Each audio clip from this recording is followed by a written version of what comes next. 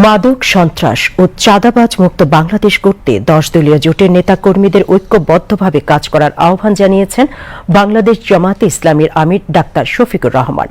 তিনি আজ রাজধানী প্রচারণার দ্বিতীয় দিনে পঞ্চগড়ের চিনিকল মাঠে নির্বাচনী জনসভায় এই আহ্বান জানান।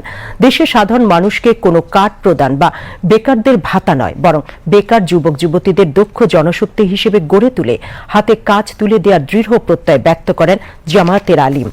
দেশকে এগিয়ে নিতে জাতি, ধর্ম, বর্ণ, নারী পুরুষ নির্বিশেষে সবাইকে নিয়ে কাঁধে কাঁধ মিলিয়ে কাজ করার আশাবাদ ব্যক্ত করেন তিনি।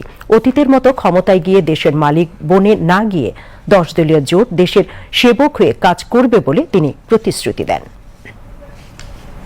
ডাকাতি করে নিতে আসে, তাহলে কি করবেন? কি করবেন? রুখে দিতে হবে। যুবকরা, কাজ শেষ হয়নি, কেবল শুরু হয়েছে।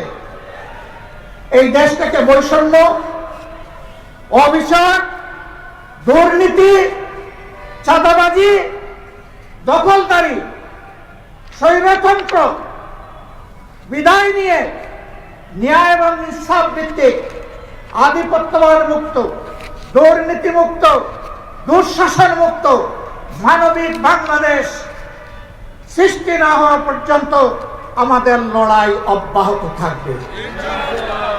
আমরা থামবো না, আমাদেরকে কেউ থামাতে পারবে না ইনশাআল্লাহ।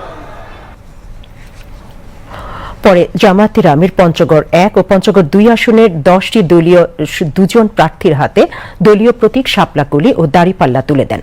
সমাবেশে জাতীয় গণতান্ত্রিক পার্টি জাকপা সহ সভাপতি ও মুখ্য সমন্বয়ক রাশেদ প্রধান এবং 10 দলীয় জোটের স্থানীয় নেতৃবৃন্দ বক্তব্য রাখেন।